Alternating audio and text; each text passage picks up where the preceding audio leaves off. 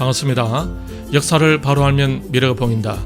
오늘은 청나라와 일본이 전쟁으로 치닫고 있을 때 조선의 상황은 어떠했는지를 같이 살펴보겠습니다. 청나라와 일본 그리고 영국은 러시아의 남진을 항상 조심스럽게 여기며 주시해 왔다고 말씀드렸습니다. 그러던 중에 드디어 1891년에 시베리아 횡단철도가 우수리 지역에서 착공을 하게 됩니다. 러시아가 모스크바까지 9,288km 거리에 시베리아 횡단철도를 착공을 하게 되자 이것에 가장 민감하게 반응을 보이는 나라는 어떤 나라였을 것 같습니까? 영국과 일본이었습니다. 이 철도가 완성될 경우 러시아가 조선과 만주로 접근하는데 결정적으로 중요한 요인이 될 수 있기 때문입니다. 그리고 일본 역시 시베리아 철도가 건설되는 모습을 착잡하게 바라보면서 굉장히 민감하게 반응을 보입니다. 이때 일본은 조선 진출을 적극적으로 서두를 생각합니다. 결국 그것은 한반도를 중심으로 청나라와 일본과의 전쟁으로 이어지게 되는 것입니다. 이러한 위기의 시대로 흘러가고 있을 때 조선에서는 무슨 일이 일어나고 있었을까요? 조선의 상황을 같이 생각해 보겠습니다. 한반도가 전쟁의 위기로 접어 들어가고 있는 중에 조선의 왕실은 여흥민씨 세도 정치의 최고의 정점을 이루게 됩니다. 민왕후는 총명하고 민첩하며 계략이 풍부하여 항상 고정에 측근에서 국왕이 미처 생각하지 못하는 것을 보필하였습니다. 일본 측 기록에 의하면 외국 사절들이 고정을 아련하고 협상을 진행해 갈 때마다 고종의 용상 장막 뒤편에서 소곤소곤 들려오는 소리를 들은 후 고종이 대화를 이어갔다고 김용삼 기자는 말하고 있습니다. 황현의 정언에 의하면 처음에는 왕비가 임금에게 의지하였는데 시일이 지나면서 왕비가 제 마음대로 하여 방자함이 날로 심해졌고 임금이 도리어 제재를 받는 상황이 되었다고 합니다. 1894년에 조선을 4차례 방문하여 현지 답사 활동을 진행한 이사벨라 버드 비숍 여사는 고종을 심약한 군주 또는 어떤 일을 단단히 쥐고 밀어붙일 만한 능력이 없는 인물이었으며 성격의 박약함은 그에게 치명적인 것이었다라고 평을 남겼습니다.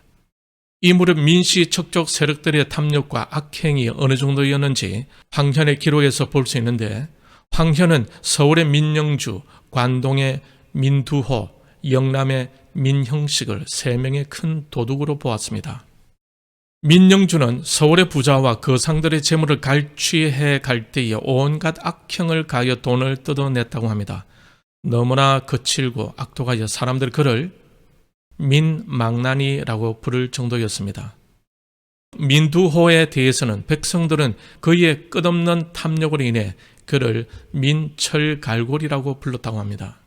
황현은 민씨 사람들은 하나같이 탐욕스러웠고 전국의 큰 고을은 대부분 민씨들이 수릉 자리를 차지했으며 평양 감사와 통제사는 민씨가 아니면 할 수 없게 된 지가 10년 이상이나 되었다고 통탄하였다고 합니다.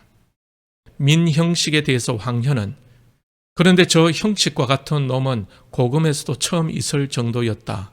백성들은 그를 악기라고 하였으며 때로는 광호라고도 하였는데 이는 그가 능히 산채로 사람을 씹었기 때문이다 라고 기록에 남겼습니다. 조선의 지도부가 나라의 미래에 대한 관심은 없고 오직 자신들의 권력과 부에만 관심을 가지고 있었으니 조선은 파탄을 향해 질주하는 폭주 기관차나 다름 없었던 것입니다. 격동의 시대를 관통하며 살았던 윤치호는 고종의 통치에 대해 어리석음과 실수의 연속이라고 결론 지었습니다. 그는 고종의 정책에 대해서 조선 사람의 것은 빼앗고 타국 사람에게는 빼앗기는 것이라고 비판했습니다. 위정자들의 정책에 대해서는 백성을 억압하기 위해 다른 사람들에게 의존하는 것이라고 질타했습니다. 윤치호는 민왕후에 대해서도 그 영리하고 이기적인 여인이 미신 섬기는 것에 반만큼이라도 백성을 열심히 섬겼더라면 그의 왕실은 안전했을 것이라고 비난했다고 합니다. 왕비가 무당에 의존하고 있었다고 하고 국왕인 고종마저 무당들에게 농락을 당하고 있었다고 하니 나라 일들이 합리적으로 풀려갈 수 있었겠습니까? 고종과 왕비는 개혁이나 쇄신을 통한 국력 양성보다는 무당들을 통한 요행의 국가의 장례를 걸었던 것이 아닌가 하고 착각이 들 정도라고 김용삼 기자는 말하고 있습니다. 이처럼 왕실은 합리적인 사고를 따르기보다는 무당을 불러 점을 치고 구슬하면서 전국을 풀어가고자 했다고 하니 어처구니 없음을 느낍니다. 조선이 이렇게 하고 있을 동안 주변의 강대국들은 이미 근대화에 박차를 가하고 있었고 근대화된 강국들이 이목이 점점 한반도로 집중하고 있었던 것입니다. 1880년도에서 1890년대에 한반도를 둘러싸고 러시아를 공동의 적으로 한 영국, 미국, 일본 등 해양 세력 사이의 연합적인 동맹이라는 형태를 띠게 되었습니다.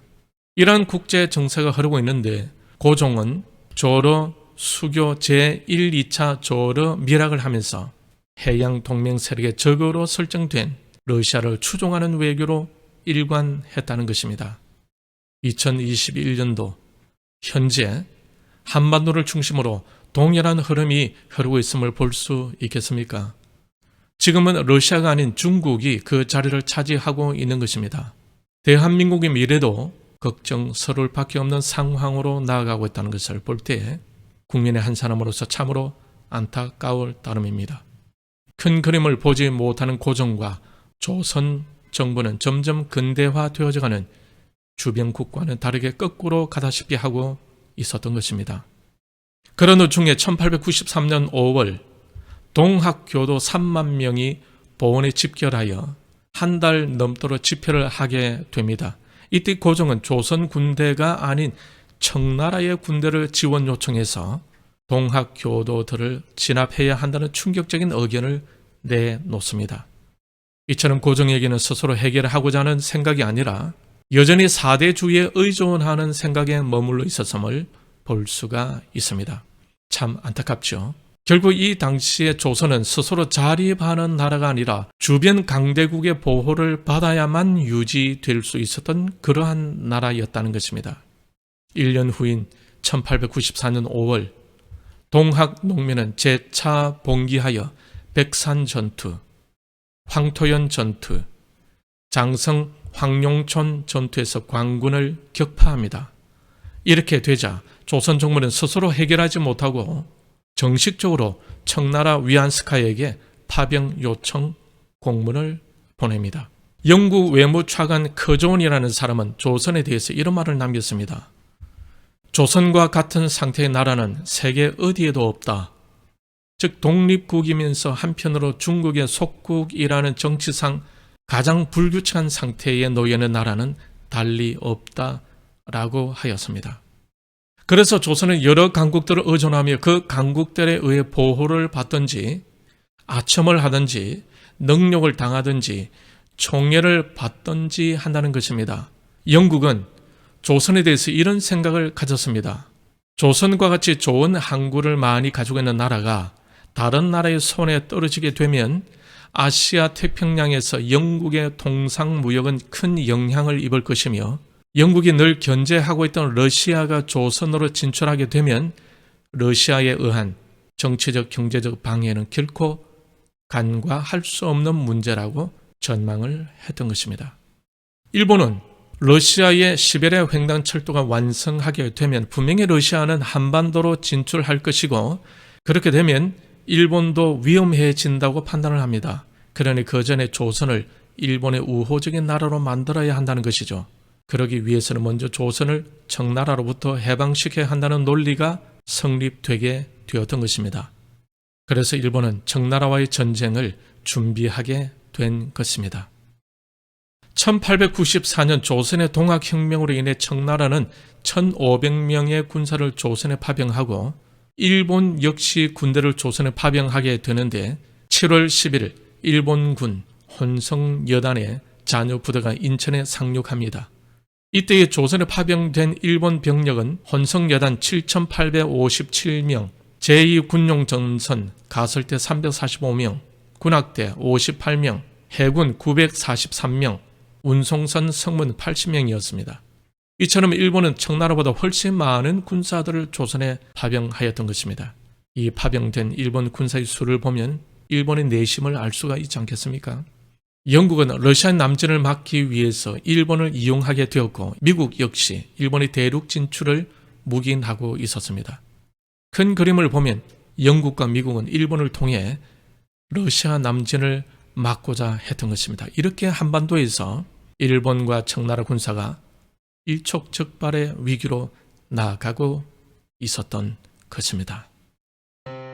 오늘은 여기까지입니다. 일본은 청나라와의 전쟁을 위해 오랫동안 준비해 오고 있을 때 조선은 미신과 매관, 매직과 악행으로 혼란에 빠져 있었고 결국 조선은 동학혁명이 일어날 정도로 복잡한 형국을 긋고 있었던 것입니다.